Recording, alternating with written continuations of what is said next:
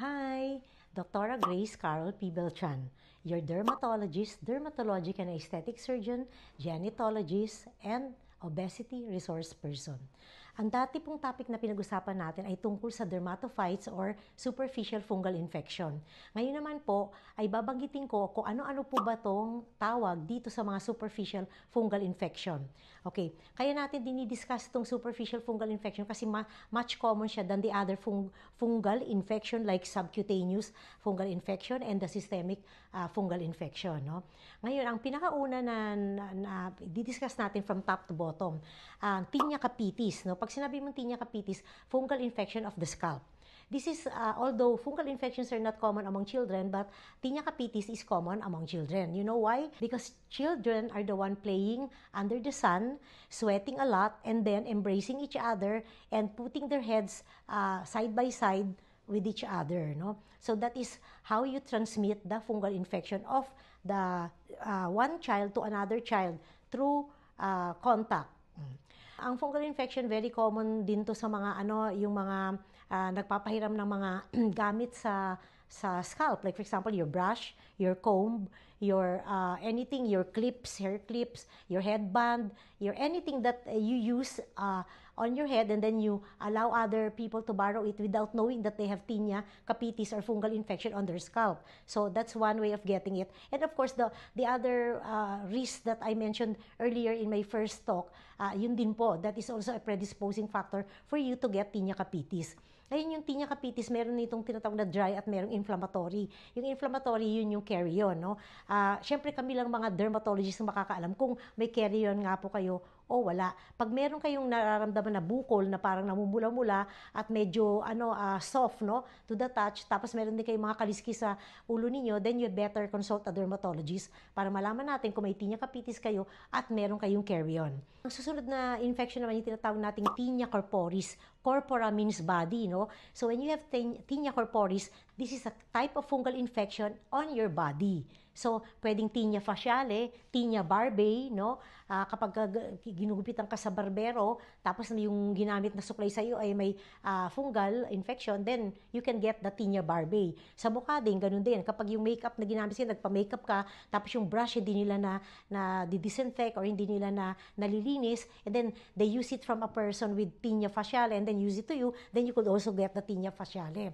And then, yung ibang tinatawag yung sa under the breast, kasi predisposed yung mga area na nagpapawis ng gusto, like under the breast, armpit, singit, no, tinea cruris, yun. Kasi laging basa ito, laging mainit, and fungal infection thrive in the warm and moist environment. Tandaan po natin to, warm and moist environment. Kaya kung laging basa ang kilikili mo, laging basa ang liig mo ng pawis, yung mga tenga mo, laging basa, yan, yung under the breast, laging basa, yung sa tiyan mo, sa ilalim ng tiyan at singit, laging pinagpapawisan at laging mainit doon, then you are predisposed to develop superficial fungal infection in those areas.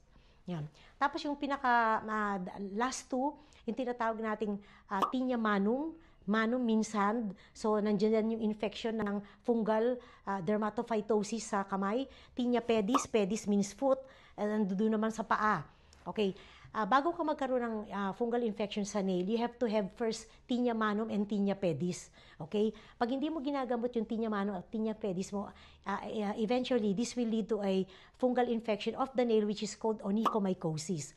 Kaya, dapat kapag meron kang skin problem dyan sa kamay at saka sa paa mo, kailangan gamutin mo kaagad dito para hindi mauwi sa onychomycosis or fungal infection of the nails, no? Kasi it is more difficult to treat the infection on the nails kasi mas matigas yung pinagtutubuan ng fungal infection, mas mahirap pag-penetrate ang gamot, at saka mas mahirap talaga gamutin. It will take longer periods of time to treat the onychomycosis compared to tinea manum and tinea pedis. Ayun.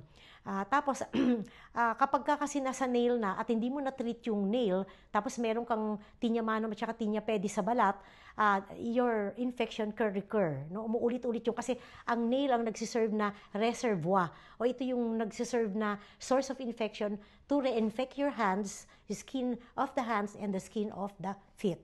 Okay, so very essential talaga na i-treat mo ang nail infection. Tapos, Yun din, kapag ikaw ay bakit ka ba nagkakaroon ng tinea manum? Kapag ikaw ay naglilinis ng toilet, okay? Naglilinis ng flooring, gumagamit ng basahan na hindi na disinfect, gumagamit ng mga yung lalagyan ng mga tawag dito, yung mga mapa na hinahawakan ng kamay, ikaw ay nagtatanggal ng basura, no?